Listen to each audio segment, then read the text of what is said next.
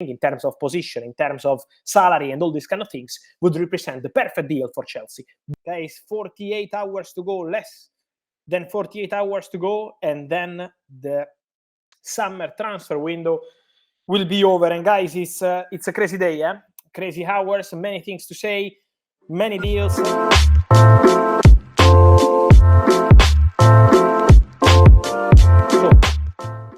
Let me start with McTominay and with Ugarte. McTominay tomorrow will be in Napoli around 11:30. He will be ready in Napoli. Medical test, contract signing. Manchester United will receive 30.5 million euros, 10% sell-on clause. So Scott McTominay to Napoli is 100% confirmed. And then there is also important to say Manuel Ugarte completing formally, because he's already in Manchester, is 26 hours that he's in Manchester, will complete his move to Manchester United, no doubts. Let me clarify also, Manchester United, that Man United are not interested in Ben Chilwell. Today, there were rumors about Ben Chilwell, Manchester United, talks, negotiation. Not even a talk, not even a negotiation took place. Man United are not looking for Ben Chilwell, and no talks took place between Chelsea, the agents, United, no, nothing. So, not happening. Then I saw a question about deadline day, if we will be here together. Yes, we will. Tomorrow I will tell you everything, but we will be together for the final hours, as always, of the deadline day. So I will be here and I will give you all the latest. Then on Liverpool, it's important to say that these are crucial hours and it's going to be a crucial night for Stefan Bajcetic, because what happened is that, exclusive news 2 days ago, Red Bull Salzburg agree on deal with Liverpool, loan deal for Stefan Bajcetic. Everything was done verbally. The medical was booked also for Stefan Bajcetic, but Barcelona called Liverpool and present a proposal of a loan with 4 million euros loan fee for Bajcetic, no buy option, no buy obligation, nothing.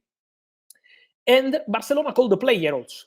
Barcelona called the player and tried to persuade the player. What happens is that while Barcelona were trying to make it happen, they had big issues with financial fair play. So to get a green light from La Liga to approve a loan fee of 4 million euros offered to Liverpool was an issue for Barca. So they spent the whole day trying to find a way with La Liga. As of now, so midnight in Spain, still nothing approved by La Liga for Stefan Bajcetic. So the expectation of the agents of the player, of Salzburg, of Liverpool, of all parties involved, is for Bajcetic to travel tomorrow to Salzburg and complete his move to Red Bull Salzburg, revealed 2 days ago. Pep Linders, former assistant of Jurgen Klopp, has been calling Bajcetic all day long. So he's been fighting and trying to, obviously, present the project in the best way possible. So Salzburg are quite confident to get Bajcetic. Then, we have many things to say. I wanted to say also something on Darwin Nunez, guys, because I don't know where this is coming from, to be honest.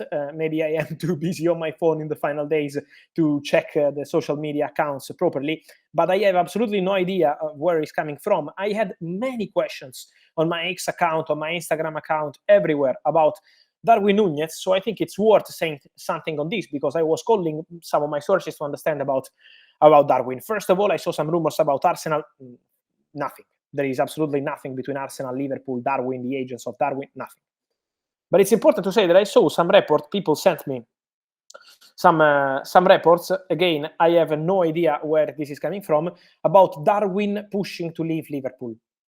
I think it's important to say, for those who follow Liverpool, who like Darwin, or maybe don't like Darwin, I don't know, but it's important to clarify that Darwin is absolutely not planning to leave Liverpool, at least not this summer. I can guarantee this.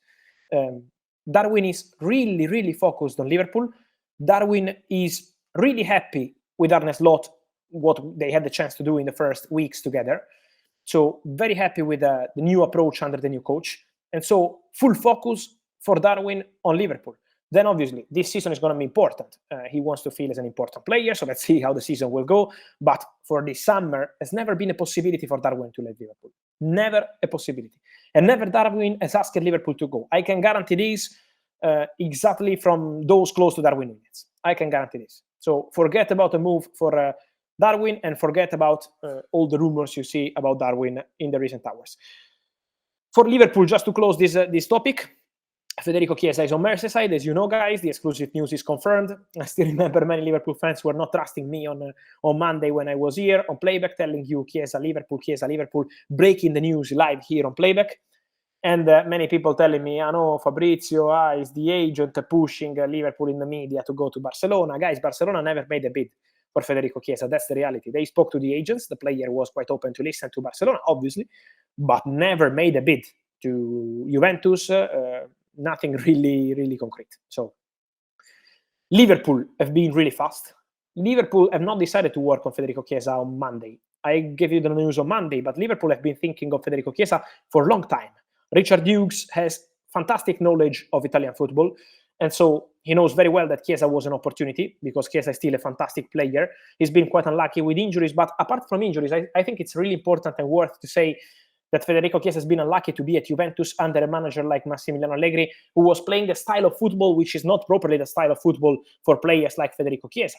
So if you look at how Liverpool play football and how Juventus used to play football under Massimiliano Allegri, because now under Thiago Motta looks completely different, you can imagine why Liverpool are interested in Federico Chiesa. So I really hope he will be 100% fit, but I think at these conditions, for 15 million euros add-ons included, is absolutely a very good deal for Liverpool. If they will do something else, we will see. At the moment, still nothing concrete, it's nothing advanced, but it's 48 hours to go. So guys, I will be here and I will keep you posted in case something happens, something moves. Then I see news asking on Antonio Silva, incoming on Osimhen. I see questions on Antonio Silva. Guys, Benfica have been very clear in their communication on Antonio Silva. No intention to let Antonio Silva go. This has been their position for the whole summer, and I don't think this position will be different in the final 48 hours of the market. Benfica already sold enough players. They also had a bid from Crystal Palace for Araujo, an approach from Paris Saint-Germain, interest from Chelsea, but Benfica want to keep their players. Absolutely keep Antonio Silva and also keep Araujo. So this is the position of Benfica on the market in this moment. Absolutely. On Al Nassr, they are negotiating for 2 players, but they will only sign 1. Bid to Paris Saint-Germain for Milan Skriniar. Agreement club to club. Now Skriniar has to decide what he wants to do. And then the other option is Osimhen from Red Bull Leipzig. These are the 2 deals. What's happening with André? That Wolves and Fluminense are closing in on the deal for André. So the agreement for André is really close at the final stages. I think tomorrow we will have the here we go, and André will be a new Wolves player. Excellent addition, because the deal is now at 95% complete. Excellent addition, a player I really wanted to see in Europe. Quality, smart player, a fighter. I think this is an excellent move for Wolverhampton. So congratulations on this one. Then. So on Broja, still no update, guys. On Chelsea, I think it's time to clarify something on 2 stories for Chelsea, Juventus, Manchester United, on the stories of Sancho and the story of Victor Osimhen. So let me start with Osimhen. Let me clarify that there are many reports, guys, on this Osimhen story in the last, 24, 48 hours. There are reports that, in my opinion and my information, are not 100% accurate. So it's important to clarify the whole situation. First of all, if you're following me here on my channels, you know I always told you that Osimhen was going to be something for the final days. Osimhen was never going to be anything different. The only club to have a chance to change the Osimhen story in July was Paris Saint-Germain. Paris Saint-Germain had an agreement with Victor Osimhen in July, was around day 20 of July, I remember. Then everything collapsed. Everything collapsed because Napoli were requesting for the release clause, then requesting for Kangin Lee as part of the deal. So PSG said no. All collapses. Then in August, Napoli and Chelsea start talking about Osimhen. We know Osimhen, Lukaku, and these kind of things. I always told you, Osimhen is not going on loan. It has to be a permanent transfer or a loan with obligation. Now, we are at the final days of the transfer window. And I always told you, this is going to be one for the final days. Forget about this weekend, those weekend, the other week. No. Beginning of August, mid-August. No. Final days. We are now at the final days. What's going on right now? Al Ahly, the Saudis, are in Italy, in Rome, to meet with the agent of Victor Osimhen and with Napoli. Napoli headquarters with the president are in Rome.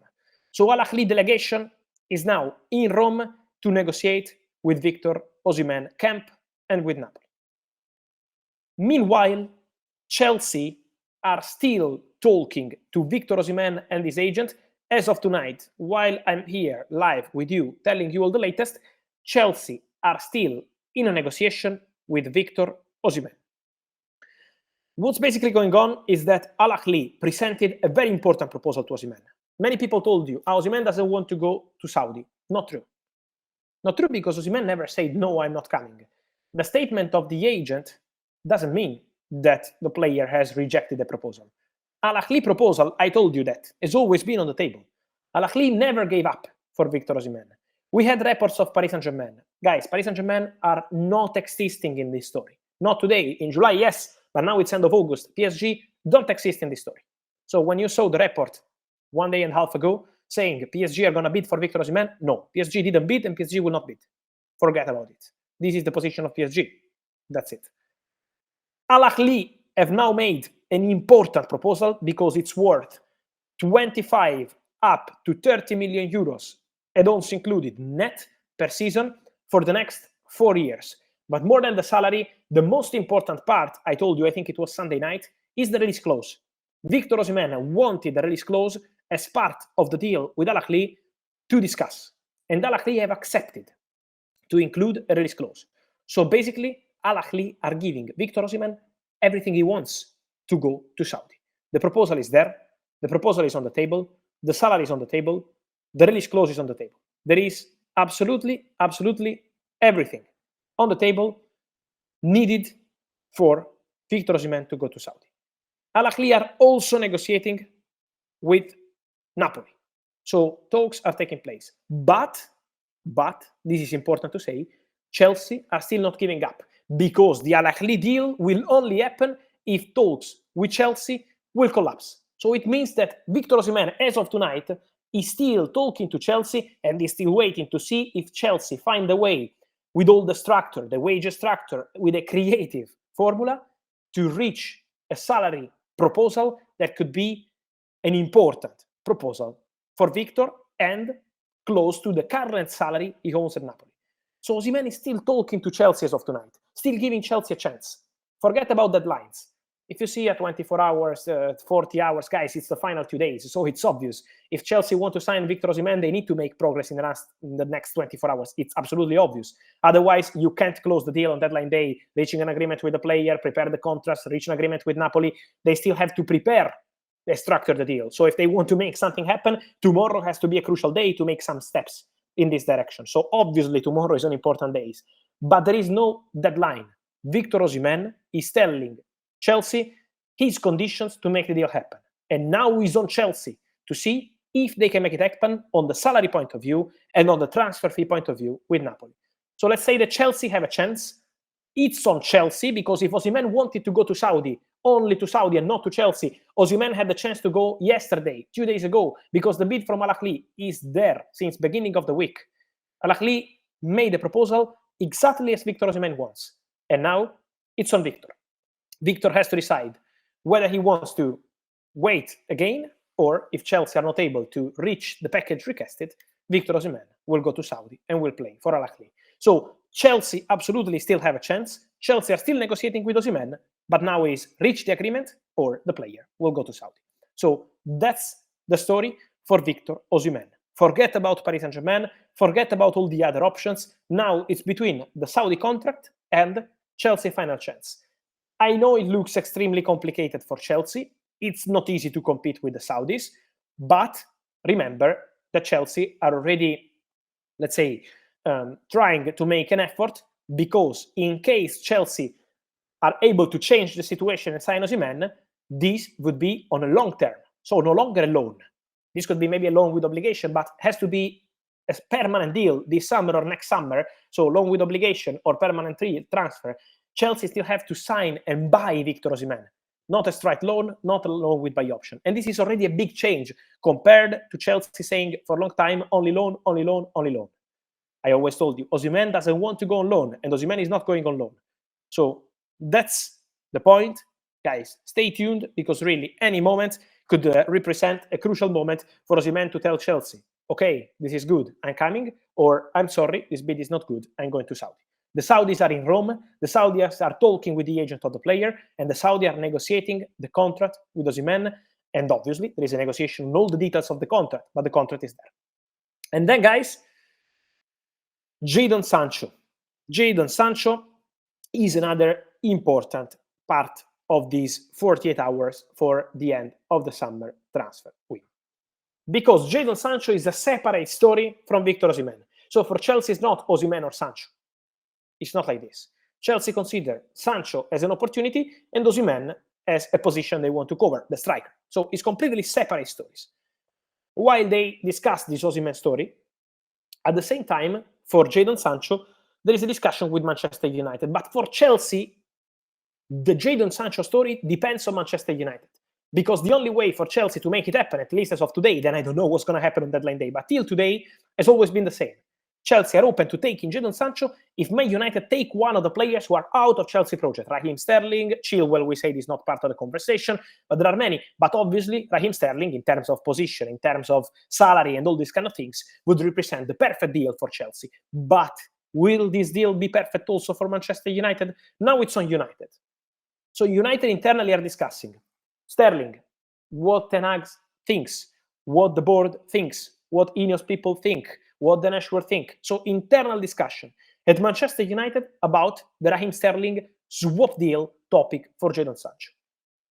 Then, at the same time, there is a club in concrete negotiation for Jadon Sancho, and that club is Juventus. Because while Chelsea and Manchester United are reflecting on this opportunity, are thinking about this opportunity, are preparing this potential opportunity, Juventus are in negotiation with Manchester United and with the agents of Jadon Sancho. So Juventus presented the proposal, but already days ago, not tonight, not yesterday. It's already days ago that Juventus presented the proposal. It was not enough for Manchester United. Today, after selling Federico Chiesa, which is still good money for Juventus, obviously not the best sale ever at all, but still money for Juventus, they presented and they improved their proposal for Jadon Sancho. So basically what Juventus did today is raise the money from the loan fee, because there is an important loan fee for Jadon Sancho, and then discuss the salary coverage with Manchester United. Juventus want a loan with buy option, not an obligation. Manchester United are asking for an obligation, and the salary coverage, which is a very big salary, is the topic of discussion between Juventus and Manchester United. So talks are ongoing, even tonight, also on the Jadon Sancho story, with Juventus. Now tomorrow, obviously, with Juventus is going to be a crucial day, and Chelsea are waiting to see what's going to happen internally at Manchester United for the Raheem Sterling swap. As of tonight, I can guarantee to you that Jadon Sancho is opening the doors to both possibilities. So Sancho is open to going to Juventus. He already had contacts with Thiago Motta, the manager. Thiago Motta is pushing like crazy to have Jadon Sancho.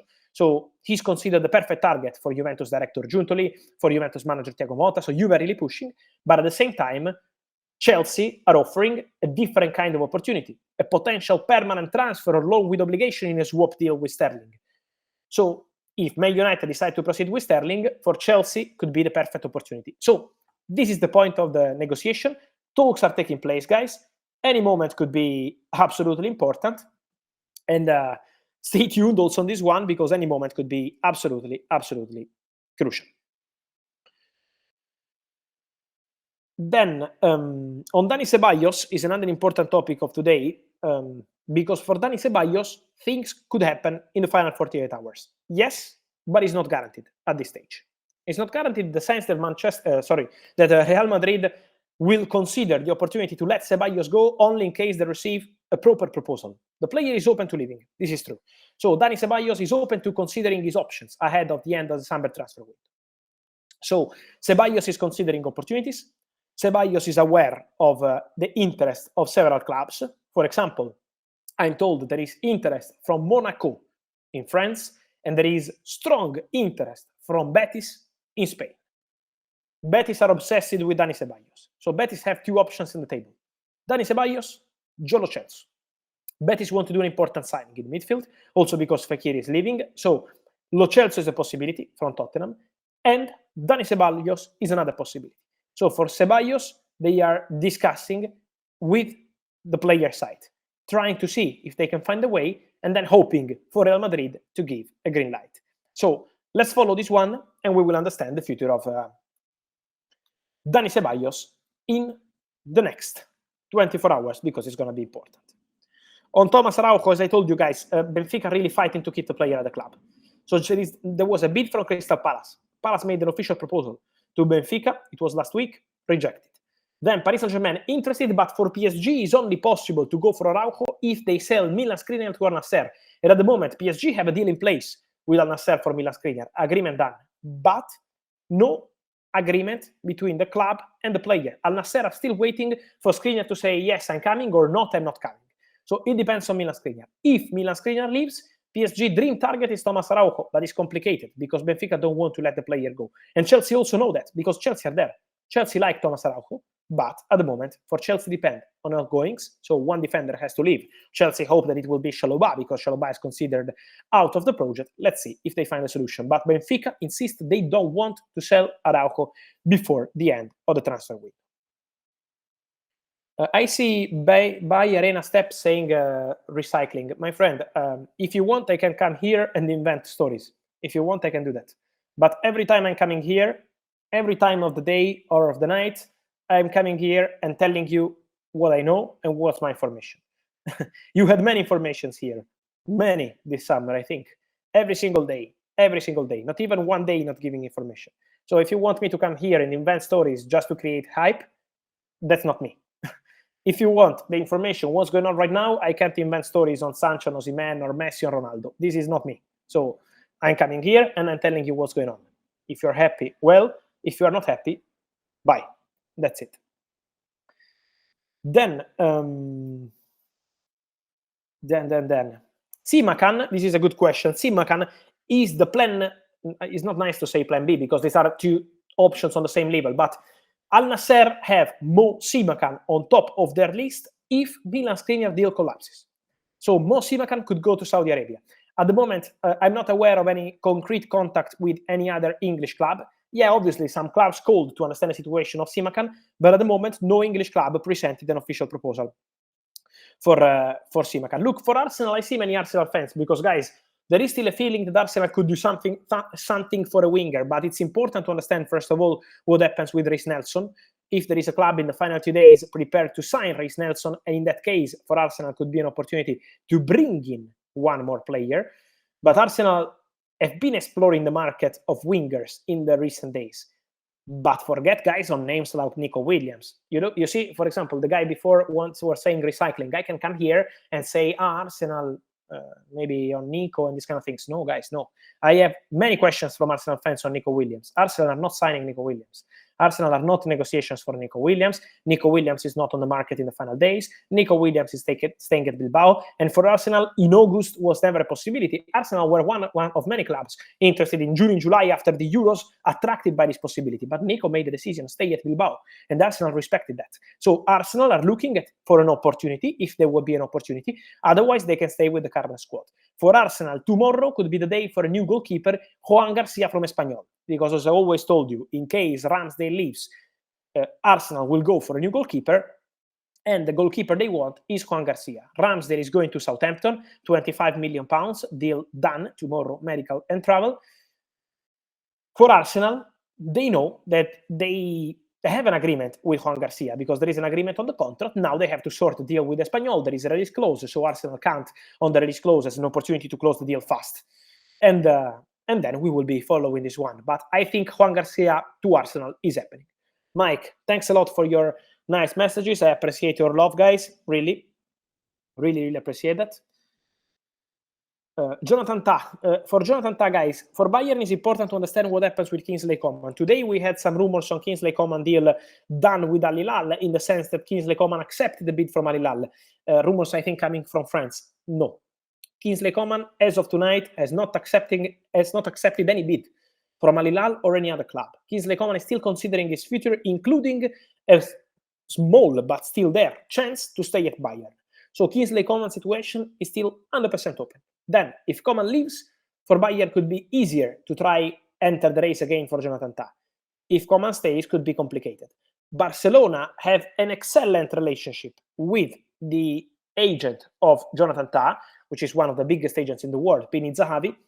And so they are calling for Jonathan Tah on almost a daily basis. It's already 3, 4, 5 days that Barca are calling, try to understand with financial fair play how and if they can make it happen, all this kind of stuff. But again, financial fair play. Remember that Barca are finding issues on the deal for Stefan Bajcetic. Imagine how complicated can be Jonathan Tah. So all parties involved, included all the people who is working on this deal for Jonathan Tah, hope that Barca can have a green light from La Liga for Jonathan Tah in case they will be able to make this bid. Otherwise, it could be a difficult one. But for sure, Jonathan Tah will be one to watch. On Betis, I already said, guys. I already told you everything. The bid from Fenerbahce for Sofian Amrabat is still on the table. Yes, the bid from Fenerbahce is still on the table. There were calls from other clubs in the recent days. On Monday, Atletico Madrid called. On Tuesday, Everton called to understand if there was a chance to enter the race for Amrabat. So several clubs calling, but at the moment, still nothing agreed. Fenerbahce still there. Obviously, Fenerbahce have more time because the transfer window in Turkey doesn't close on Friday, so they have more time to do this deal. Let me check my phone always. We never know what happens, especially these final days.